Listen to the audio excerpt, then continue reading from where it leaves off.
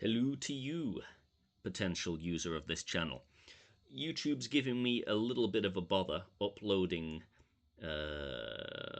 material over 10 to 15 minutes long because I don't own a mobile phone. For that reason, I'm going to give you the first 10 minutes of the introductory video. And if you're interested in watching the rest of the introductory video and potentially some of the other material that I'll be producing for this channel and other channels, then please check all the links in the description of this video, and in there you'll be able to find video distribution channels to view the rest of my work. Thanks guys, please enjoy the first 10 minutes. Good afternoon, and welcome to the first installment in what will hopefully be a long and useful video series. I will be your host, Mr. Tampers, and it is a pleasure to meet you all, boys, girls, everything between and beyond.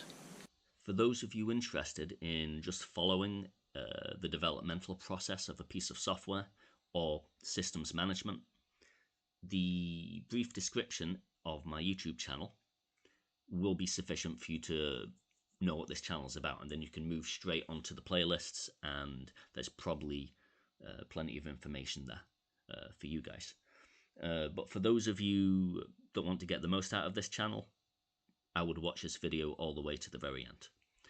So, let's get to that brief explanation. Ever wanted to create a 2D computer game or application without any programming knowledge, without being limited to genre? Are you instead a programmer or development company with an interest in following developmental processes that you might pilfer the best of open source yield for your own benefit? Then welcome. This channel might just be for you. For full details, see channel introductory video. That would be this one. Here's a brief. On the pathway of developing an entirely click and drag 2D game engine, many additional benefits could be utilized by programmer and non-programmer creators alike. This channel will endeavor to create, optimize, and test, and release standalone and open source stages of this software development to potential users, as well as guide viewers through the development and management process to allow for easier transition of developed code into your own project or projects. Think of this 2D game engine development process as a big fat open source code resource pile on its path to completion. With the brief introduction out the way, for those of you that are just interested in the development process, you might be better off moving straight to any playlists available and seeing what's in those playlists that might be of use to you. But like I said, I'd keep watching if you want to understand more fully what this channel is trying to achieve and how it intends to achieve it. This introductory video is going to be broken up into 3 main sections.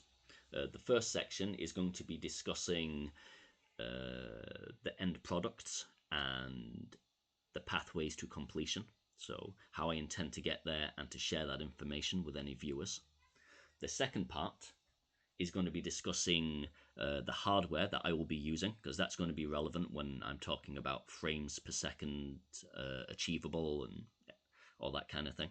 So I will be discussing in the second part of this video the hardware that I'm currently using and that I intend to continue using for the duration of these YouTube videos.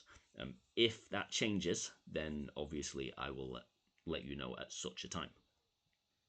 And the third and final section will be the credits, where I will discuss where I've accumulated knowledge and experience over the years, along with some open source code and other resources that I would like to thank people for. As already mentioned, the final intention of this development process is to produce an entirely click and drag 2D game engine. Okay, now why entirely click and drag? It's so that more people with no programming experience can develop new creations or expand the worlds they're currently creating. The best way to illustrate this is to show you an example of some of the things I've been working on. So I'm going to come straight into the source objector here. And if we run stage 2,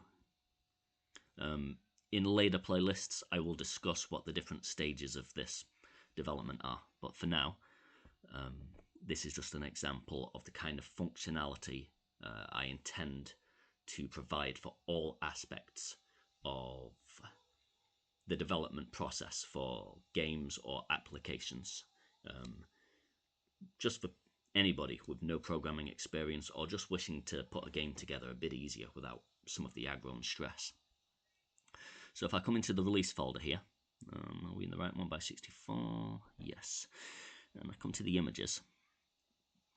I will show you an example of a PNG image here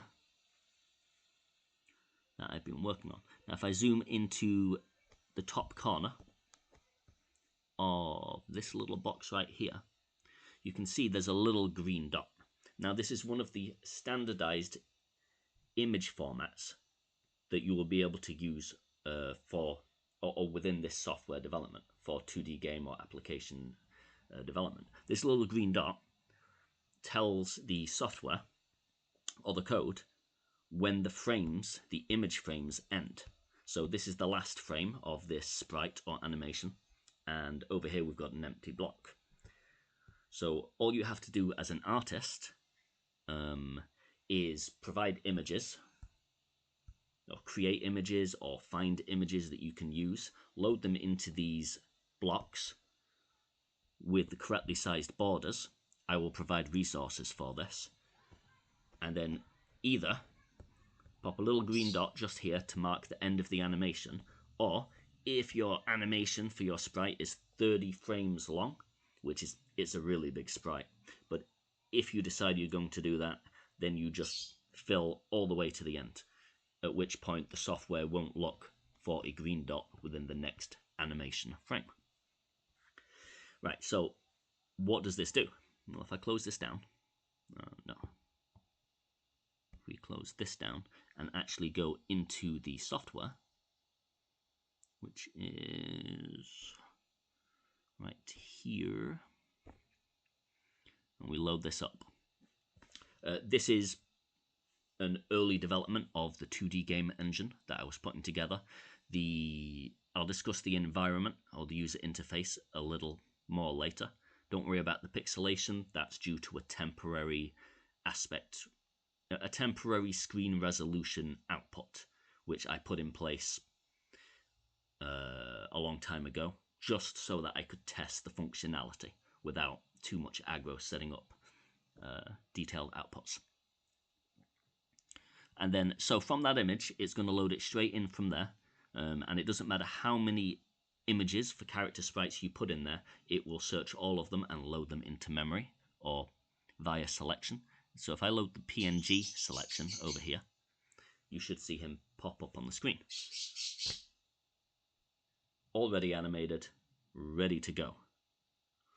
Note, in the future, if I come to secondary selection types, you'll be able to use these blocks over here and these adjustment values right here to change things like physics, the speed at which the animation flicks through frames, everything you need to create sprites in as easy a format to execute and get into the code and edit. Everything you need, all click and drag. No coding requirement at all, without being limited to genre.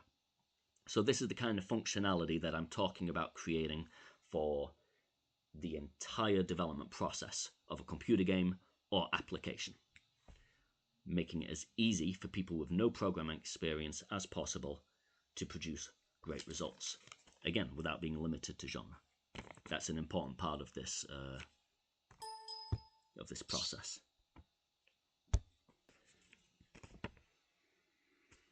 And I know whenever you auto-manage on behalf of a user, you also limit to standardized behaviors to an extent. But there are standardizations which the user would always want to employ